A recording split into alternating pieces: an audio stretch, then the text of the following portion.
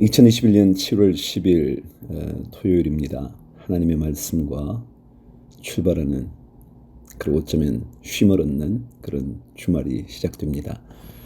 하나님의 말씀을 읽을 때마다, 들을 때마다 주님 우리의 마음을 열어주시고 영혼을 열어주셔서 말씀을 들을 수 있도록, 말씀에 집중할 수 있도록 도와주옵소서.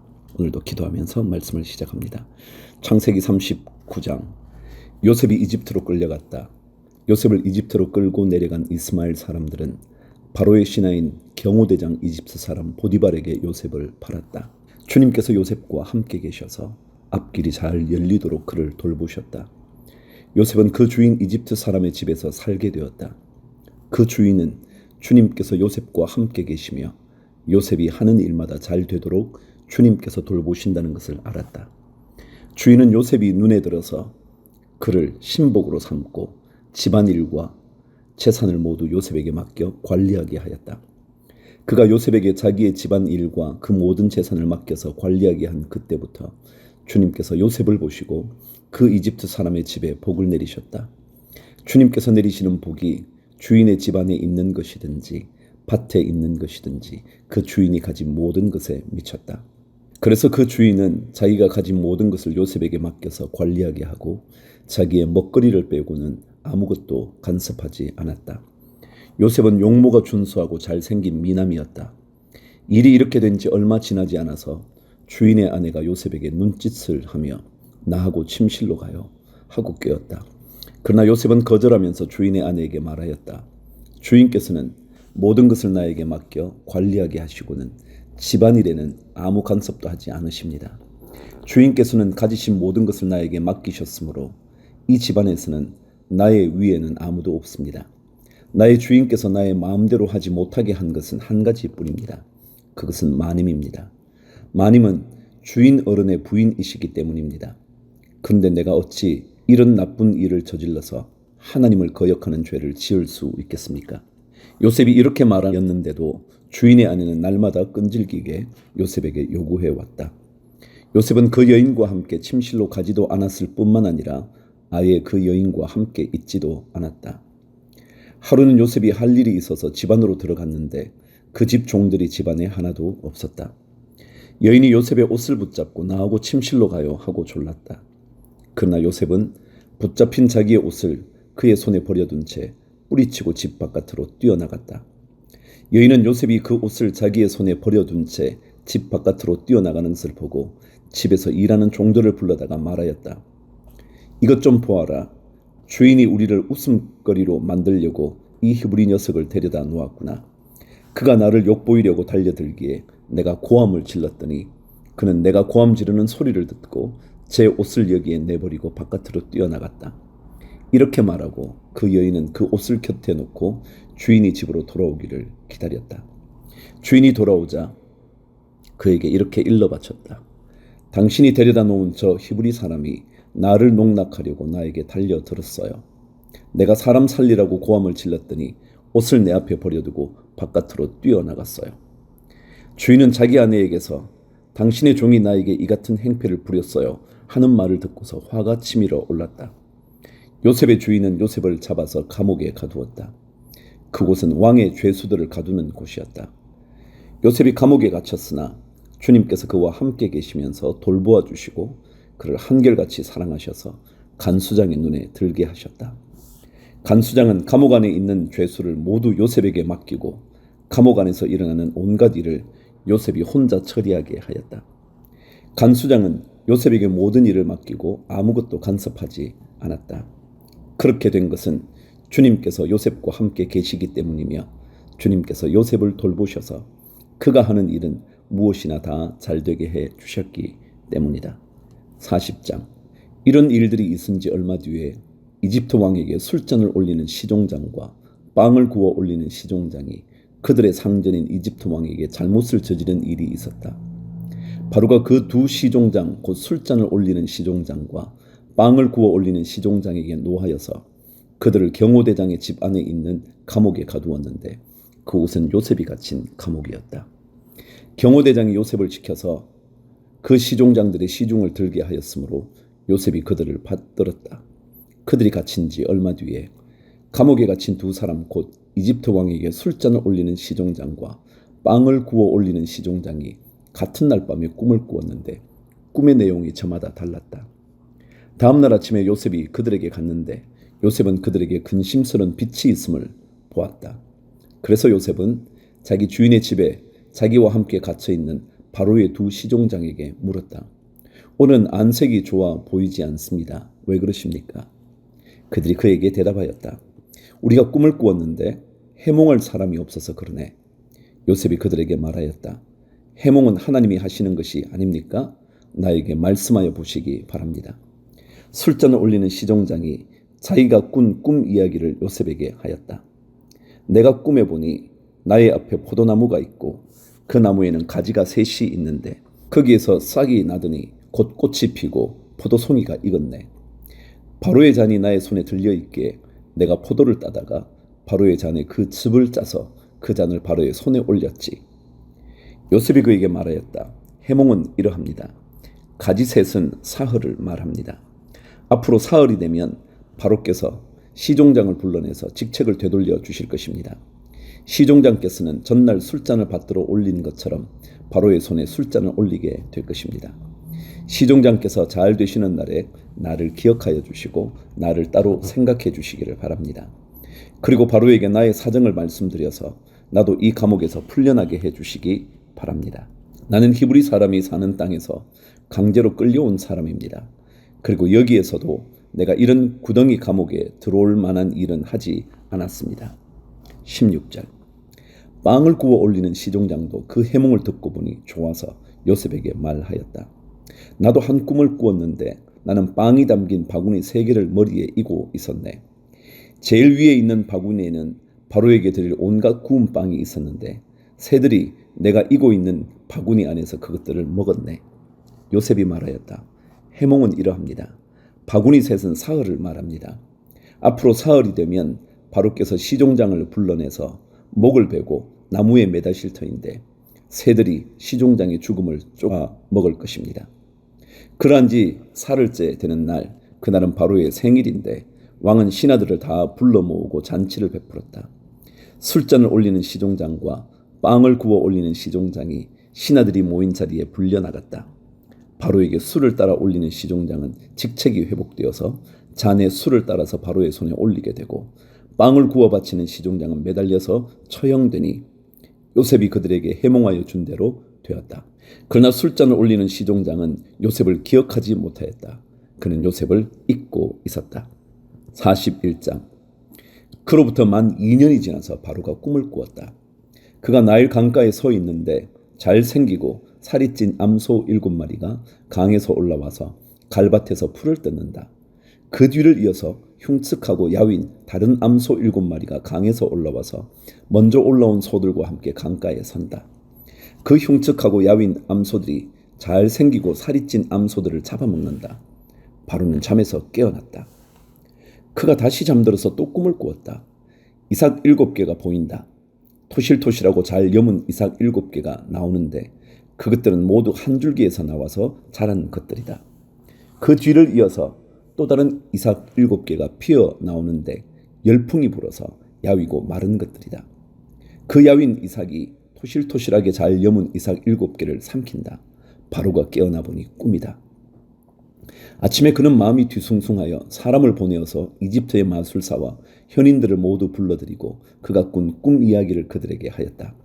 그러나 아무도 그에게 그 꿈을 해몽하여 주는 사람이 없었다. 그때 술잔을 올리는 시종장이 바로에게 말하였다. 제가 꼭 했어야 할 일을 못한 것이 오늘에야 생각납니다. 임금님께서 종들에게 노하셔서 저와 빵을 구워 올리는 시종장을 경호대장 집 감옥에 가두신 일이 있습니다. 저희들이 같은 날 밤에 각각 꿈을 꾸었는데 두 꿈의 내용이 너무나 달랐습니다. 그때 그곳에 경호대장의 종인 히브리 소년이 저희와 함께 있었습니다. 저희가 꾼 꿈 이야기를 그에게 해주었더니 그가 그 꿈을 풀었습니다. 저희 두 사람에게 제각기 그 꿈을 해몽하여 주었던 것입니다. 그리고 그가 해몽한 대로 꼭 그대로 되어서 저는 복직되고 그 사람은 처형되었습니다. 이 말을 듣고서 바로가 사람을 보내어 요셉을 불러오게 하였고 사람들은 곧바로 그를 구덩이에서 끌어냈다. 요셉이 수염을 깎고 옷을 갈아입고 바로 앞으로 나아가니 바로가 요셉에게 말하였다. 내가 꿈을 하나 꾸었는데 그것을 해몽할 수 있는 사람이 없다. 나는 내가 꿈 이야기를 들으면 잘 푼다고 들었다. 그래서 너를 불렀다. 요셉이 바로에게 대답하였다. 저에게는 그런 능력이 없습니다. 임금님께서 기뻐하실 대답은 하나님이 해 주실 것입니다. 바로가 요셉에게 말하였다. 꿈에 내가 나일 강가에 서 있는데 살이 찌고 잘생긴 암소 7마리가 강에서 올라와서 갈밭에서 풀을 뜯었다. 그것들의 뒤를 이어서 약하고 아주 흉측하고 야윈 다른 암소 7마리가 올라오는데 이집트 온 땅에서 내가 일찍이 본 일이 없는 흉측하기 짝이 없는 그런 암소들이었다. 그 야위고 흉측한 암소들은 먼저 올라온 기름진 암소 7마리를 잡아먹었다. 흉측한 암소들은 살이 찐 암소들을 잡아먹었는데도 여전히 굶은 암소처럼 흉측하였다. 그리고는 내가 깨어났다. 내가 또다시 꿈에 보니 한 줄기에서 자란 이삭 7개가 있는데 잘 여물고 실한 것들이었다. 그것들의 뒤를 이어서 다른 이삭 7개가 피어나오는데 열풍이 불어서 시들고 야위고 마른 것들이었다. 그 야윈 이삭이 잘 여문 7 이삭을 삼켜버렸다. 내가 이 꿈 이야기를 마술사와 현인들에게 들려주었지만 아무도 나에게 그 꿈을 해몽해 주지 못하였다. 25절 요셉이 바로에게 말하였다. 임금님께서 2번 꾸신 꿈의 내용은 다 같은 것입니다. 임금님께서 장차 하셔야 할 일을 하나님이 보여주신 것입니다. 그 좋은 암소 7마리는 7해를 말하고 잘 여문 이삭 7개도 7해를 말하는 것입니다. 두 꿈이 다 같은 내용입니다. 뒤따라 나온 야위고 흉측한 암소 7마리나 열풍에 말라버린 쓸모없는 이삭 7개도 역시 7해를 말합니다. 이것들은 흉년 7해를 말하는 것입니다. 이제 제가 임금님께 말씀드린 바와 같이 임금님께서 앞으로 하셔야 할 일을 하나님이 보여주신 것입니다. 앞으로 올 7해 동안에는 온 이집트 땅에 큰 풍년이 들 것입니다. 그런데 곧 이어서 7해 동안 흉년이 들 것입니다. 그렇게 되면 이집트 땅에 언제 풍년이 있었더냐는 듯이 지나간 일을 다 잊어버리게 될 것입니다. 그리고 기근이 이 땅을 황폐하게 할 것입니다. 풍년이 든 다음에 오는 흉년은 너무나도 심하여서 이집트 땅에서는 아무도 그 전에 풍년이 든 일을 기억하지 못할 것입니다. 임금님께서 같은 꿈을 2번이나 거듭 꾸신 것은 하나님이 이 일을 하시기로 이미 결정하시고 그 일을 꼭 그대로 하시겠다는 것을 말씀해 주시는 것입니다. 이제 임금님께서는 명철하고 슬기로운 사람을 책임자로 세우셔서 이집트 땅을 다스리게 하시는 것이 좋을 듯합니다. 임금님께서는 전국의 관리들을 임명하셔서 풍년이 계속되는 7해 동안에 이집트 땅에서 거둔 것의 5분의 1을 해마다 받아들이도록 하심이 좋을 듯합니다. 앞으로 올 풍년에 그 관리들은 온갖 먹거리를 거두어 드리고 임금님의 권한 아래 각 성읍에 곡식을 갈무리하도록 하십시오. 이 먹거리는 이집트 땅에서 7해 동안 이어갈 흉년에 대비해서 그때의 이 나라 사람들이 먹을 수 있도록 갈무리해 두셔야 합니다. 그렇게 하시면 기근이 이 나라를 망하게 하지 못할 것입니다. 37절 바로와 모든 신하들은 이 제안을 좋게 여겼다. 바로가 신하들에게 말하였다. 하나님의 영이 함께하는 사람을 이 사람 말고 어디에서 또 찾을 수 있겠느냐. 바로가 요셉에게 말하였다. 하나님이 너에게 이 모든 것을 알리셨는데 너처럼 명철하고 슬기로운 사람이 어디에 또 있겠느냐. 내가 나의 집을 다스리는 책임자가 되어라. 나의 모든 백성은 너의 명령을 따를 것이다. 내가 너보다 높다는 것은 내가 이 자리에 앉아 있다는 것뿐이다. 바로가 또 요셉에게 말하였다. 내가 너를 온 이집트 땅의 총리로 세운다. 그렇게 말하면서 바로는 손가락에 끼고 있는 옥새 반지를 빼서 요셉의 손가락에 끼우고 고운 모시옷을 입히고 금목걸이를 목에다 걸어주었다. 그런 다음에 또 자기의 병거에 버금가는 병거에 요셉을 태우니 사람들이 물러나거라 하고 외쳤다. 이렇게 해서 바로는 요셉을 온 이집트 땅의 총리로 세웠다. 바로가 요셉에게 말하였다. 나는 바로다. 이집트 온 땅에서 총리의 허락이 없이는 어느 누구도 손 하나 발 하나도 움직이지 못한다. 바로는 요셉에게 사브낫 바네아라는 이름을 지어주고 온의 제사장 보디베라의 딸 아스낫과 결혼을 시켰다. 요셉이 이집트 땅을 순찰하러 나섰다. 요셉이 이집트 왕 바로를 섬기기 시작할 때에 그의 나이는 30살이었다. 요셉은 바로 앞에서 물러나와서 이집트 온 땅을 두루 다니면서 살폈다. 풍년을 이룬 7해 동안에 땅에서 생산된 것은 대단히 많았다. 요셉은 이집트 땅에서 7해 동안 이어간 풍년으로 생산된 모든 먹거리를 거두어 들여 여러 성읍에 저장해 두었다. 각 성읍 근처 밭에서 나는 곡식은 각각 그 성읍에 쌓아 두었다. 요셉이 저장한 곡식의 양은 엄청나게 많아서 마치 바다의 모래와 같았다. 그 양이 셀 수 없을 만큼 많아져서 기록을 중단할 수밖에 없었다. 요셉과 온의 제사장 보디베라의 딸 아스낫 사이에서 두 아들이 태어난 것은 흉년이 들기 전이었다. 요셉은 하나님이 나의 온갖 고난과 아버지 집 생각을 다 잊어버리게 하셨다 하면서 맏아들의 이름을 므낫세라고 지었다. 둘째는 내가 고생하던 이 땅에서 하나님이 자손을 번성하게 해주셨다 하면서 그 이름을 에브라임이라고 지었다. 53절. 이집트 땅에서 7해 동안 이어가던 풍년이 지나니 요셉이 말한 대로 7해 동안의 흉년이 시작되었다. 온 세상에 기근이 들지 않은 나라가 없었으나 이집트 온 땅에는 아직도 먹거리가 있었다. 그러나 마침내 이집트 온 땅의 백성이 굶주림에 빠지자 그들은 바로에게 먹을 것을 달라고 부르짖었다. 바로는 이집트의 모든 백성에게 요셉에게로 가서 그가 시키는 대로 하여라 하였다. 온 땅에 기근이 들었으므로 요셉은 모든 창고를 열어서 이집트 사람들에게 곡식을 팔았다. 이집트 땅 모든 곳에 기근이 심하게 들었다. 기근이 온 세상을 뒤덮고 있었으므로 다른 나라 사람들도 요셉에게서 곡식을 사려고 이집트로 왔다. 42장. 야곱은 이집트에 곡식이 있다는 말을 듣고서 아들들에게 말하였다. 얘들아, 왜 서로 얼굴들만 쳐다보고 있느냐? 야곱이 말을 이었다. 듣자 하니 이집트에 곡식이 있다고 하는구나.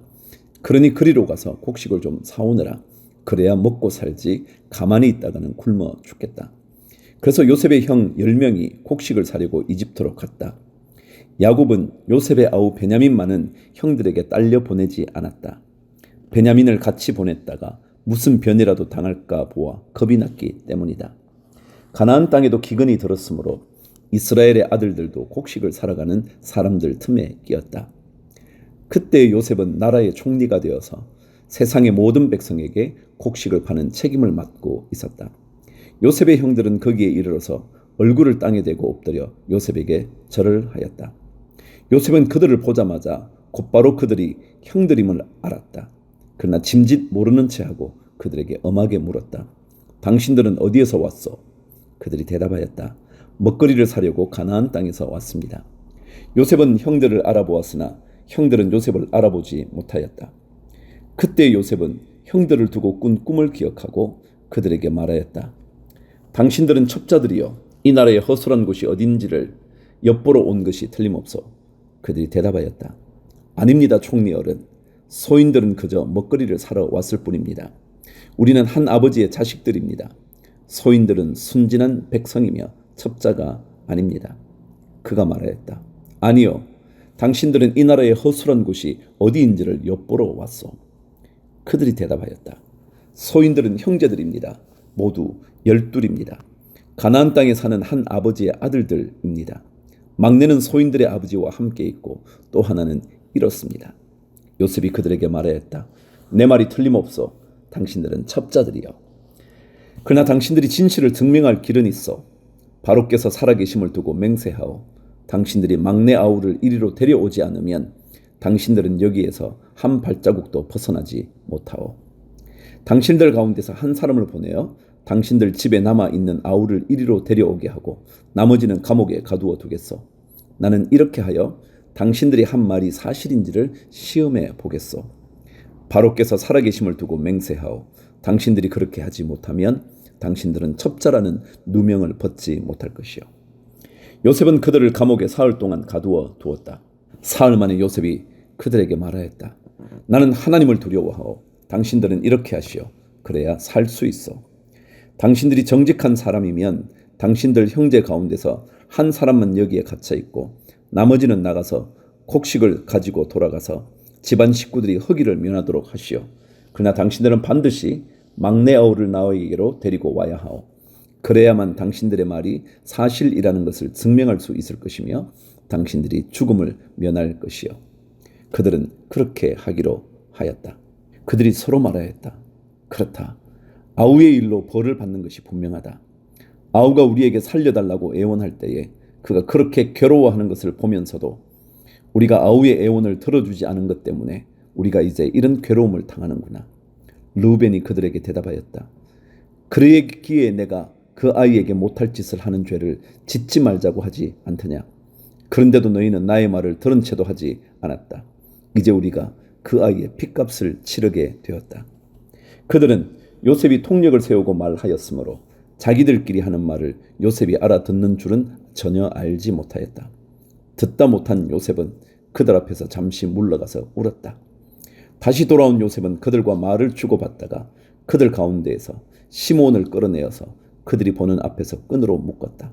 요셉은 사람들을 시켜서 그들이 가지고 온 통에다가 곡식을 채우게 하고 각 사람이 낸 돈은 그 사람의 자루에 도로 넣게 하고 또 길에서 먹을 것은 따로 주게 하였다. 요셉이 시킨 대로 다 되었다. 26절. 그들은 곡식을 나귀에 싣고 그 길을 떠났다. 그들이 하룻밤 묵어갈 곳에 이르렀을 때에 그들 가운데서 한 사람이 자기 나귀에게 먹이를 주려고 자루를 풀다가 자루 아귀에 자기의 돈이 그대로 들어있는 것을 보았다. 그는 이것을 자기 형제들에게 알렸다. 내가 낸 돈이 도로 돌아왔다. 나의 자루 속에 돈이 들어있어. 이 말을 들은 형제들은 어리 빠진 사람처럼 떨면서 서로 쳐다보며 한탄하였다. 하나님이 어찌하여 우리에게 이런 일을 하셨는가? 그들은 가나안 땅으로 아버지 야곱에게 돌아가서 그동안 겪은 일을 자세히 말씀드렸다. 그 나라의 높으신 분이 우리를 보더니 엄하게 꾸짖고 우리를 그 나라를 엿보러 간 첩자로 여기는 것입니다. 그래서 우리는 그에게 우리는 정직한 사람입니다. 우리는 첩자가 아닙니다.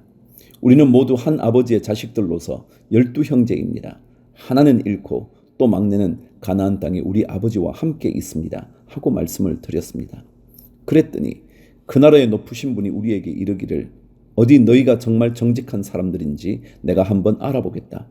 너희 형제 가운데서 한 사람은 여기에 나와 함께 남아있고 나머지는 너희 집안 식구들이 굶지 않도록 곡식을 가지고 돌아가거라. 그리고 너희의 막내 아우를 나에게로 데리고 오너라. 그래야만 너희가 첩자가 아니고 정직한 사람이라는 것을 내가 알 수 있겠다. 그런 다음에야 내가 여기 잡아둔 너희 형제를 풀어주고 너희가 이 나라에 드나들면서 장사를 할 수 있게 하겠다 하였습니다. 그들은 자루를 비우다가 각 사람의 자루에 각자가 치른 그 돈꾸러미가 그대로 들어있는 것을 보았다. 그들과 그들의 아버지는 그 돈꾸러미를 보고서 모두들 겁이 났다. 아버지 야곱이 아들들에게 말하였다. 너희가 나의 아이들을 다 빼앗아 가는구나. 요셉을 잃었고 시몬도 잃었다. 그런데 이제 너희는 베냐민마저 빼앗아 가겠다는 거냐? 하나같이 다 나를 괴롭힐 뿐이로구나. 르우벤이 아버지에게 말하였다. 제가 베냐민을 다시 아버지께로 데리고 오지 못한다면 저의 두 아들을 죽이셔도 좋습니다. 막내를 저에게 맡겨주십시오. 제가 반드시 아버지께로 다시 데리고 오겠습니다. 야곱이 말하였다. 막내를 너희와 함께 그리로 보낼 수는 없다. 그 아이의 형은 죽고 그 아이만 홀로 남았는데 그 아이가 너희와 같이 갔다가 또 무슨 변을 당하기라도 하면 어찌하겠느냐. 너희는 백발이 성성한 이 늙은 아버지가 슬퍼하며 죽어서 스올로 내려가는 꼴을 보겠다는 거냐. 43장. 그 땅의 기근이 더욱 심해갔다. 그들이 이집트에서 가지고 온 곡식이 다 떨어졌을 때에 아버지가 아들들에게 말하였다. 다시 가서 먹거리를 조금 더 사오느라. 유다가 아버지에게 말하였다.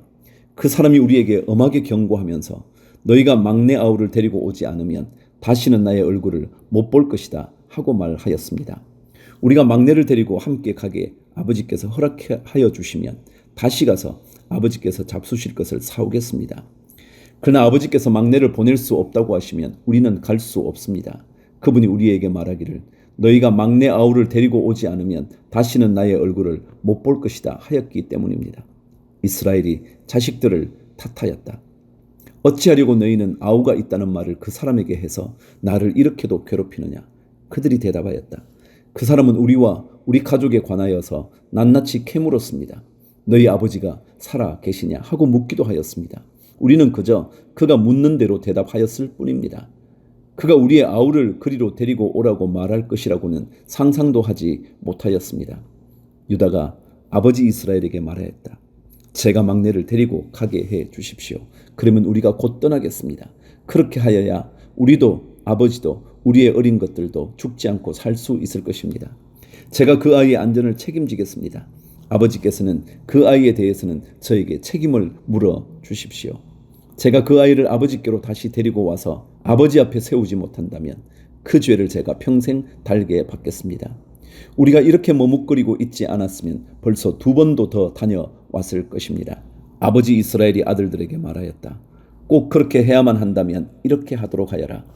이 땅에서 나는 것 가운데 가장 좋은 토산물을 너희 그릇에 담아 가지고 가서 그 사람에게 선물로 드리도록 하여라. 유향과 꿀을 얼마쯤 담고 향품과 모략과 유향나무 열매와 감복숭아를 담아라.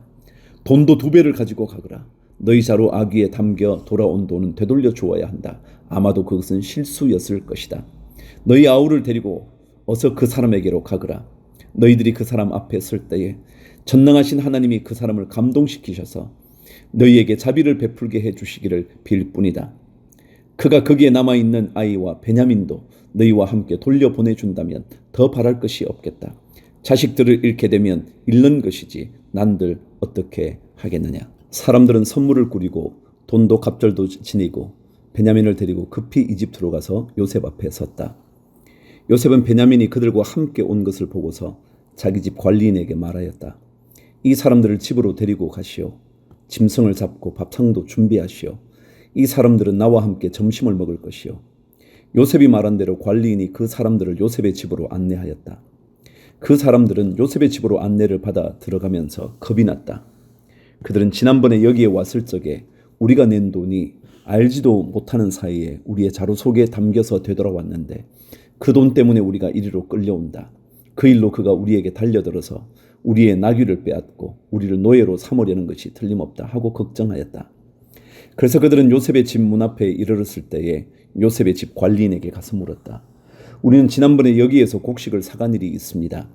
하룻밤 묵어갈 곳에 이르러서 자루를 풀다가 우리가 치른 돈이 액수 그대로 우리 각자의 자루 아귀 안에 고스란히 들어있는 것을 보았습니다. 그래서 우리가 그것을 다시 가지고 왔습니다. 또 우리는 곡식을 살 돈도 따로 더 가지고 왔습니다. 우리는 누가 그 돈을 우리의 자루 속에 넣었는지 모릅니다. 그 관리인이 말하였다. 그동안 별거 없으셨습니까? 걱정하지 마십시오.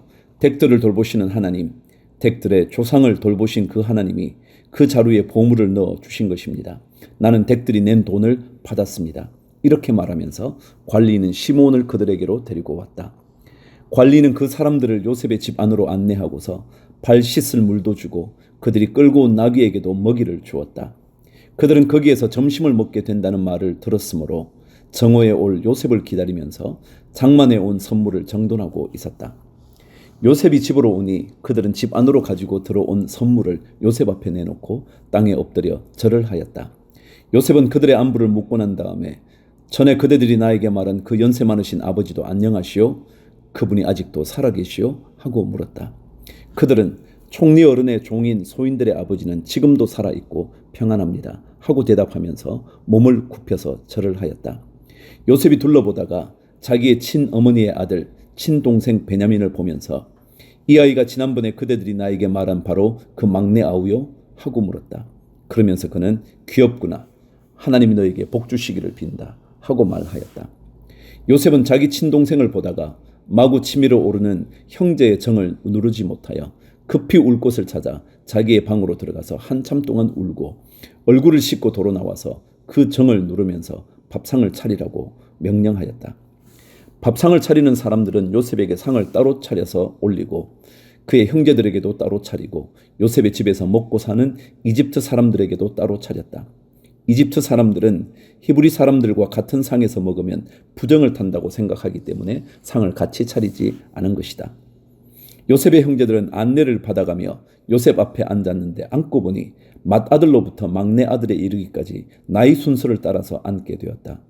그 사람들은 어리둥절하면서 서로 쳐다보았다. 각 사람이 먹을 것은 요셉의 상에서 날라다 주었는데 베냐민에게는 다른 사람보다 5몫이나 더 주었다. 그들은 요셉과 함께 취하도록 마셨다.